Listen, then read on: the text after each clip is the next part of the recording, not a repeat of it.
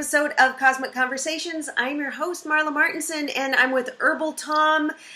Hey, Tom, how are you doing? So we've been doing a series of short videos on different subjects of health. I am passionate about making people aware of the natural options to be healthy and to support ourselves.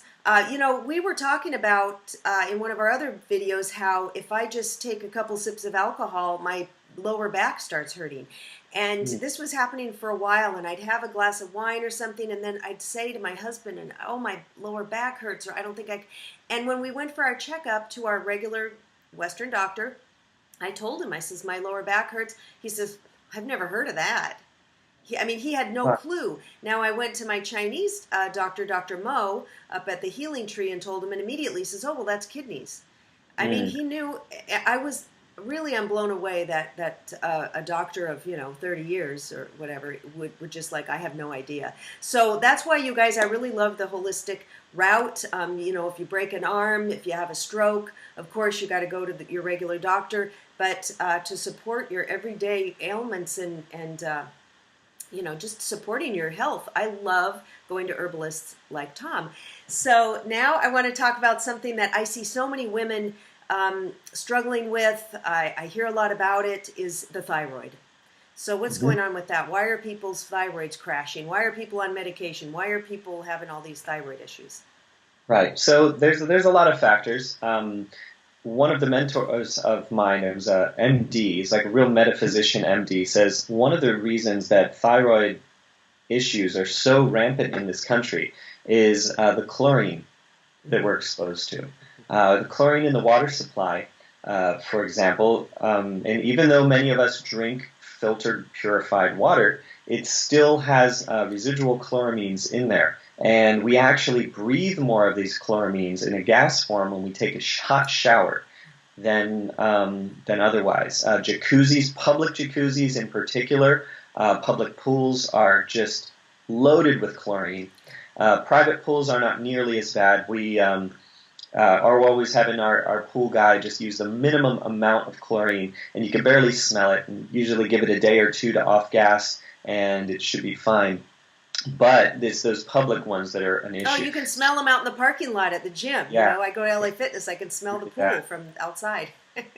Yeah, I've gotten pretty sensitive to the smell now. I can smell it sometimes I'll turn on a shower in a hotel or even at a home, and just poof, you get that burst of chlorine. So this actually is quite an issue. Like you can even see, maybe you've seen your houseplants get little yellows on the tips, especially those lucky bamboo. They get all yellow on the very tips of the plants. That's because of the chlorine in the water. It is really rough on the plants too. So interesting.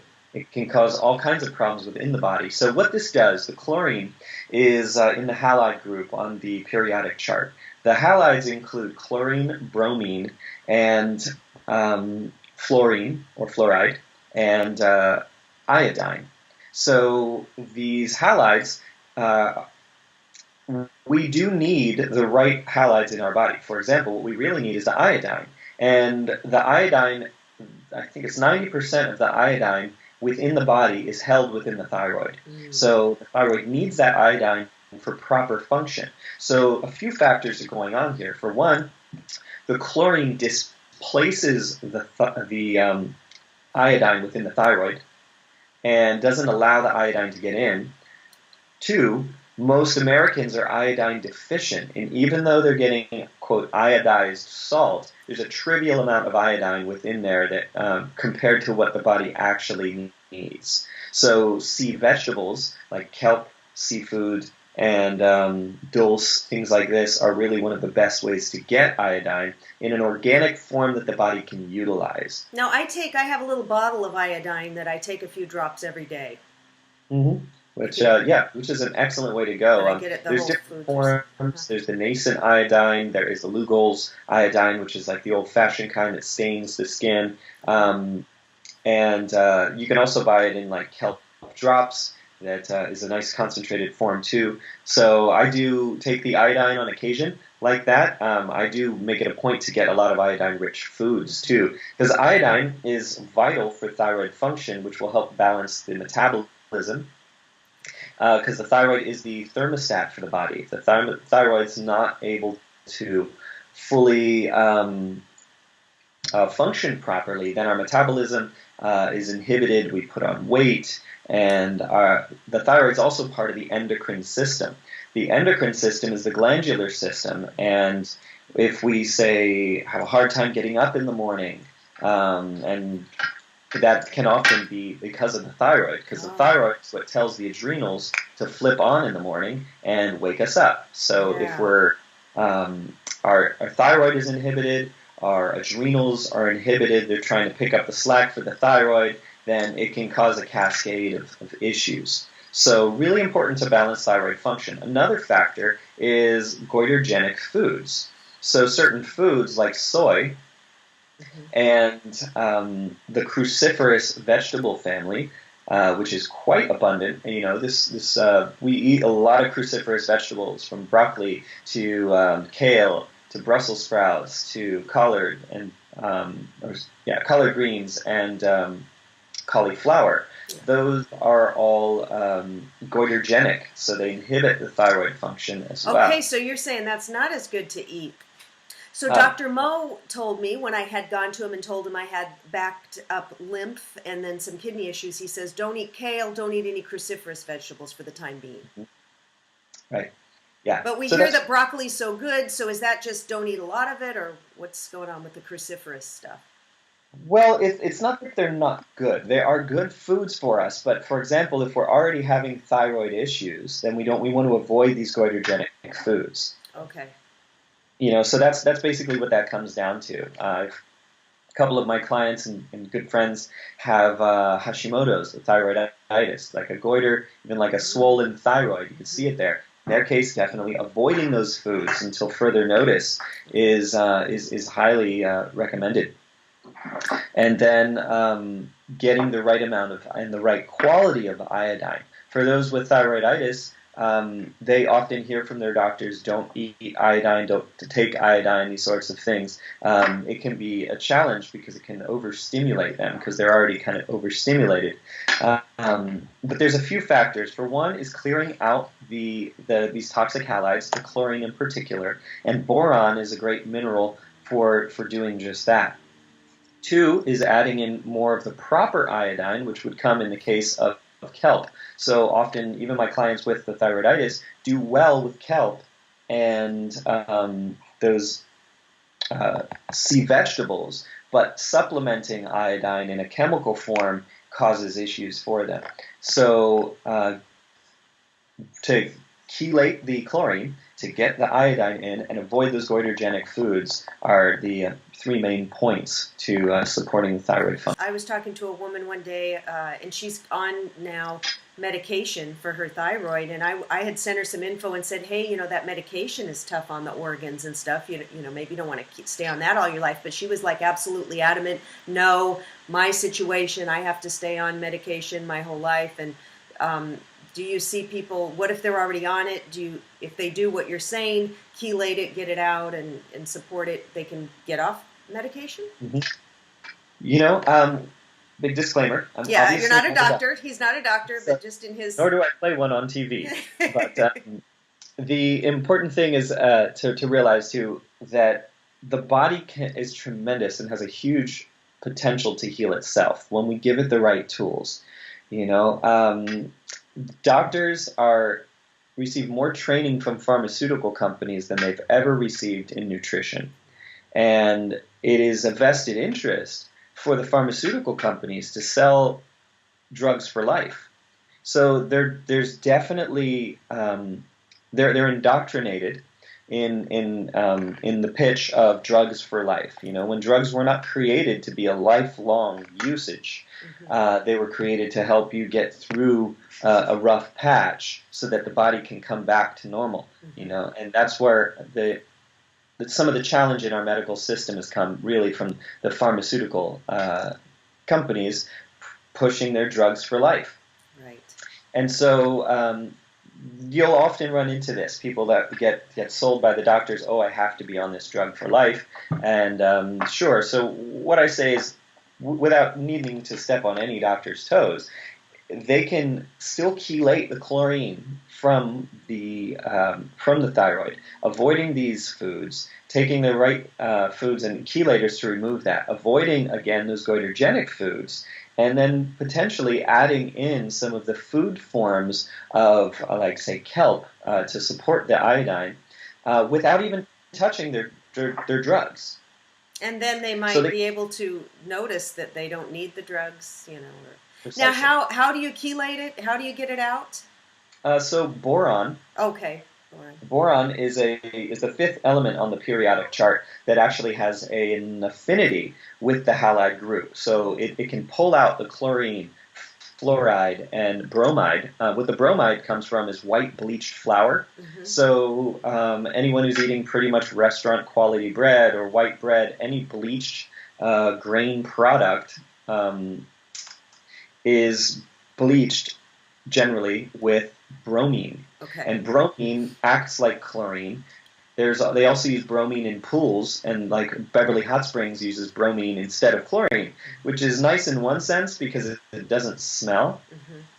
but it also is one of those things that clogs the thyroid. Oh, and so unbleached flour products, whenever you do choose to find a wheat or a grain product, unbleached flour is going to be the best way to go.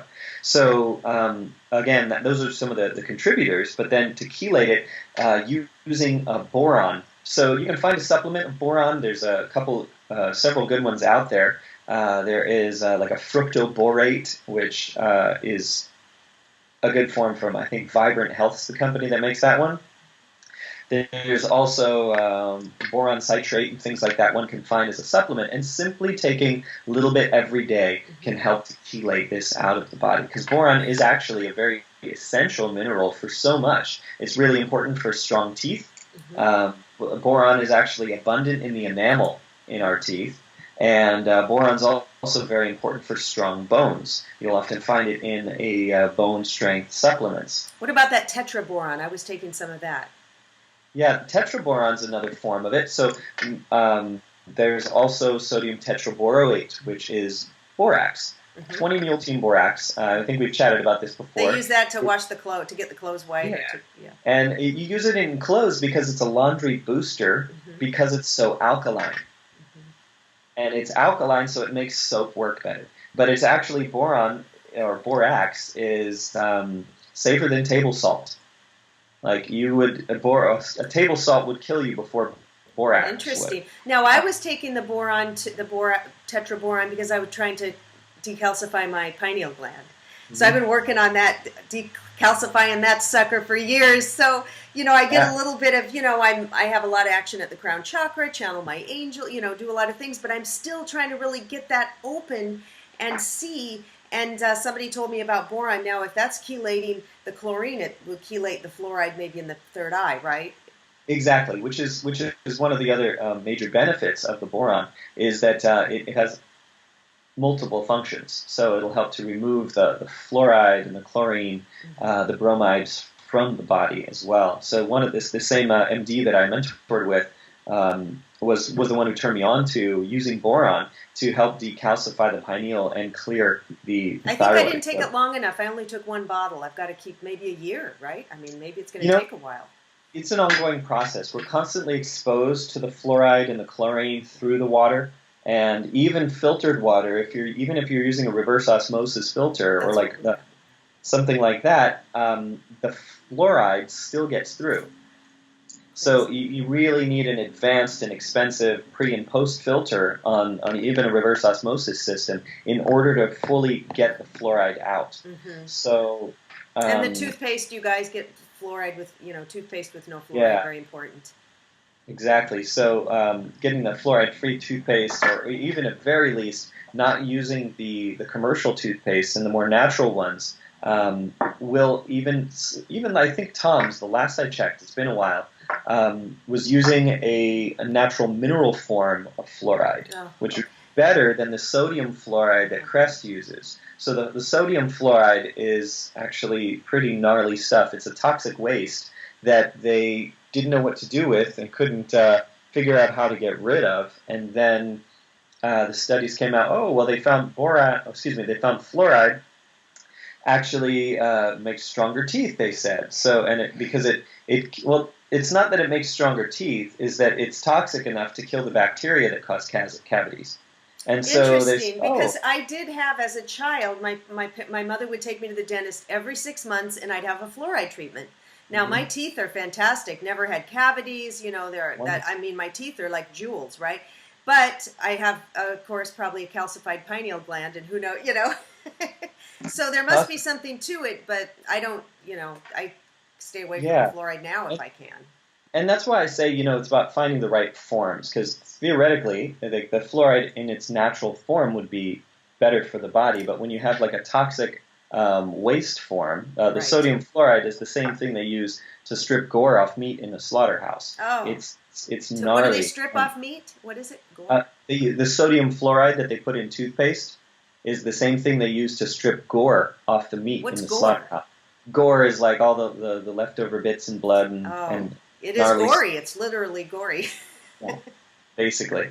All and right. So there's a lot of really funky stuff around it, and so it's just not something that's savory and you want to put in your body. Exactly. If you're getting natural mineral forms of fluoride, like for example, I think green tea actually is one of the natural sources of fluoride. Yeah, I heard green tea is good for the teeth. Mm-hmm. Yeah, and so it's actually a great natural mineral source of fluoride that, in this case, when the minerals are in their organic mineral salt form, when they're found in vegetables and plants and foods, that is, they're going to be far better utilized and absorbed and eliminated from the body. But when they're in their chemical forms, that's when things can go awry. Okay. Well, you know what, you guys, if this is too confusing or anything, you can always have a session. You do sessions with people, right? Yeah. Okay. Yes, correct. Yeah, you can always reach me at herbaltom.com and on Facebook and all the social sphere. I'm Herbal Tom everywhere. Okay, and his links are below. Yeah, you can just do like an hour with him and he'll explain everything, or get on a program with him, whatever you need. So it's so worth it. It'll save you money from going to a regular doctor and save you money from your health insurance to stay healthy. Preventative medicine, that's what I say. All right. Amen. Thanks, Tom. Bye, everybody. Cheers.